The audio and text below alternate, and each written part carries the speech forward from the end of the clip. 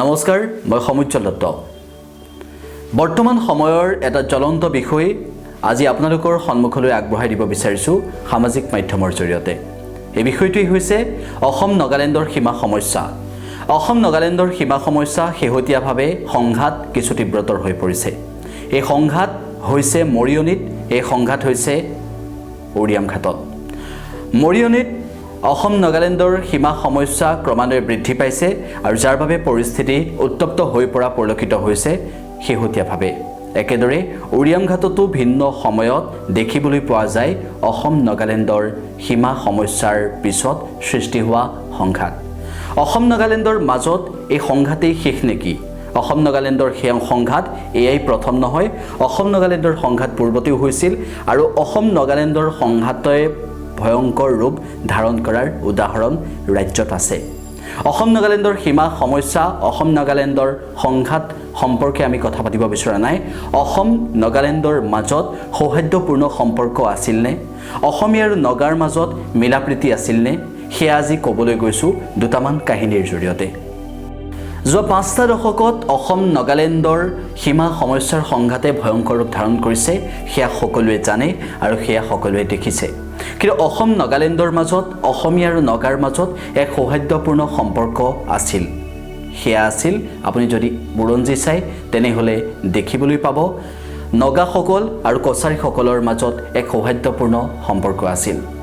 কছাৰীসকলৰ সৈতে নগাসকলৰ সৌহাৰ্দ্যপূৰ্ণ সম্পৰ্ক থকা, সুহৃদ সম্পৰ্ক থকাৰ কথা বুৰঞ্জীত পোৱা যায়। অসমৰ সৰ্ববৃহৎ জনগোষ্ঠী হৈছে কছাৰীসকল আৰু এই কছাৰীসকলে নগাসকলৰ সৈতে এক সৌহাৰ্দ্যপূৰ্ণ সম্পৰ্ক স্থাপন কৰাৰ ক্ষেত্ৰত সফল হৈছিল। আহোমসকলৰ পূৰ্বে কছাৰীসকলে ৰাজত্ব কৰিছিল। প্ৰায় 450 বছৰ কাল ৰাজত্ব কৰিছিল কছাৰীসকলে। ডিমাপুৰত ৰাজ কাৰেঙৰ ভগ্নাৱশেষ, ডিমাপুৰত পকী তোৰণ, শিলৰ স্তম্ভৰ উদ্ধাৰ কৰিবলৈ সক্ষম হৈছে আৰু সেয়া কছাৰীসকলৰ আছিল বুলি পণ্ডিতসকলে ঠাৱৰ কৰিছে। প্ৰায় 450 বছৰ কাল ৰাজত্ব কৰা আৰু অসমীয়া আৰু নগাৰ মাজত সুহৃদ সম্পৰ্ক থকা বহু উদাহৰণ বুৰঞ্জীৰ পাতত আছে। প্ৰায় 450 বছৰ কাল ৰাজত্ব কৰা কছাৰীসকলৰ সৈন্যবাহিনীত নগাৰ লোকো আছিল। সেই কথা বুৰঞ্জীৰ পৰা জানিব পৰা যায়। ইয়াৰ সমান্তৰালভাৱে কছাৰী আৰু নগাৰ মাজত যাতায়াতৰ ক্ষেত্ৰত সুব্যৱস্থা গঢ়ি উঠিছিল। বৰ্তমান সময়ত দুবৰণিৰ পৰা নগা পাহাৰলৈকে থকা ইটা পথটোৱে সেয়া প্ৰমাণ কৰি দেখুৱাইছে।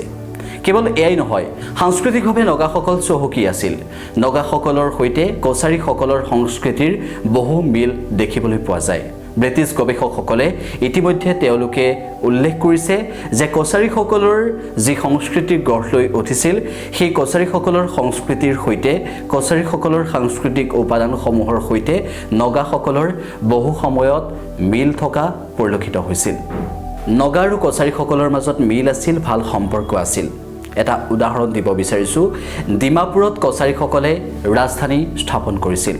যদিহে নগা আৰু কছাৰীসকলৰ মিল নাথাকিলেহেঁতেন তেতিয়াহ'লে ডিমাপুৰত ৰাজধানী স্থাপন কৰিব পাৰিলেহেঁতেন নে কছাৰীসকলে? সেই প্ৰশ্নও কিন্তু সন্মুখলৈ আহে আৰু বুৰঞ্জীবিদসকলে যাৰ বাবে কয় যে বৰ্তমান সময়ত নগা আৰু অসমীয়াৰ মাজত সংঘাত থাকিলেও, অসম আৰু নগাৰ সীমা সমস্যা হ'লেও কছাৰীসকলৰ দিনত কিন্তু নগা আৰু অসমীয়াৰ মাজত মিলাপ্ৰীতি সম্পৰ্ক আছিল, এটা ভাল সম্পৰ্ক আছিল।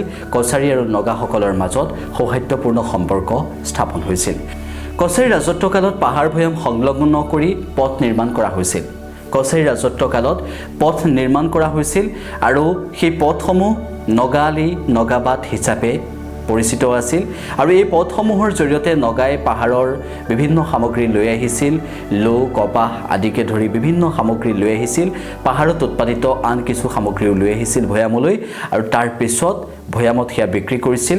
ভৈয়ামত যথেষ্ট আদৰ আছিল। আনহে নালাগে, নগাদাৰো জনপ্ৰিয়তা দেখিবলৈ পোৱা গৈছিল। উল্লেখ যে কছাৰীসকলৰ ৰাজত্বকালত এনেদৰে নগা আৰু অসমীয়াৰ মাজত ভাল সম্পৰ্ক গঢ় লৈ উঠিছিল। নগা আৰু কছাৰীসকলৰ মাজত এটা ভাল সম্পৰ্ক আছিল। নগা আৰু কছাৰীসকলৰ মাজত আন্তৰিক সম্পৰ্কটো সুদৃঢ় হৈ পৰিছিল। আমি উল্লেখ কৰিব লাগিব ভাষাৰ কথা। বহু নগাই কছাৰী ভাষা জানে, অৰ্থাৎ তেওঁলোকৰ মাজত ভাষাৰ আদান প্ৰদানো হৈছিল, সেয়া প্ৰমাণ পোৱা যায়। কেৱল সেয়াই নহয়, গোলাঘাট জিলাৰ ধনচিৰি উপত্যকাত এনে কিছু পথৰ ভগ্নাৱশেষ উদ্ধাৰ হৈছে, যি পথে নগা আৰু কছাৰীসকলৰ মাজত যে এটা সম্পৰ্ক আছিল সেয়া স্পষ্ট ভাষাত প্ৰমাণ কৰি তুলিছে।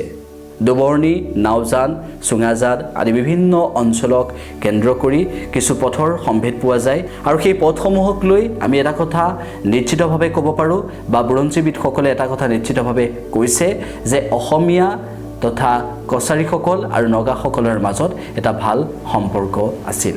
আনহাতে দৈয়াং ধনচিৰি উপত্যকাৰ বহু ভগ্নাৱশেষ বা বহু ইতিহাস প্ৰসিদ্ধ সমল আজিও উদ্ধাৰ কৰিবলৈ সক্ষম হৈছে আৰু সেইসমূহে প্ৰমাণ কৰি তুলিছে যে অসমীয়া আৰু নগাসকলৰ মাজত এটা ভাল সম্পৰ্ক গঢ় লৈ উঠিছিল। এই কথাকেইটা এইবাবেই কৈছোঁ যে বৰ্তমান সময়ত অসমীয়া আৰু নগাৰ মাজত এক তিক্ততাপূৰ্ণ সম্পৰ্ক দেখিবলৈ পোৱা গৈছে। এদিন যদি অসমীয়া আৰু নগাৰ মাজত সংঘাত তীব্ৰতৰ হৈ পৰিছে, আনদিনা দেখিবলৈ পোৱা গৈছে অসমীয়া আৰু নগাৰ মাজত এক ভয়ংকৰ পৰ্যায়লৈ গতি কৰিছে পৰিস্থিতিয়ে আৰু সেই পৰিস্থিতি মোকাবিলা কৰিবৰ বাবে ৰাজ্য চৰকাৰী হওক বা কেন্দ্ৰীয় চৰকাৰৰ হস্তক্ষেপ বিচাৰিছে সীমান্তৱৰ্তী অঞ্চলৰ জনতাই আৰু এই সীমান্তৱৰ্তী অঞ্চলৰ জনতাই যি সময়ত সমস্যাৰ সমাধান বিচাৰিছে সেই সময়টোত কেন্দ্ৰীয় চৰকাৰ ৰাজ্য চৰকাৰৰ দায়িত্ব নিশ্চিতভাৱে আছে। কিন্তু আমি মনত ৰাখিব লাগিব যে কছাৰীসকলৰ ৰাজত্বকালত যেনেদৰে নগাসকলৰ সৈতে কছাৰীসকলৰ ভাল সম্পৰ্ক আছিল, কছাৰীসকলে ডিমাপুৰত ৰাজধানী পাতিবলৈ সক্ষম হৈছিল, কছাৰীসকলে ডিমাপুৰত ৰাজধানী পতাৰ সমান্তৰালভাৱে কছাৰীসকল আৰু নগাসকলৰ মাজত সাংস্কৃতিক ভাৱৰ আদান প্ৰদান হৈছিল। বৰ্তমান সময়ত ধনচিৰি উপত্যকাত বহু ভগ্নাৱশেষ উদ্ধাৰ কৰিবলৈ সক্ষম হৈছে শেহতীয়াভাৱে আৰু সেই ভগ্নাৱশেষৰ পৰাও কছাৰীসকল আৰু নগাসকলৰ মাজত সম্পৰ্ক যে ভাল আছিল সেয়া প্ৰমাণ হৈ উঠিছে।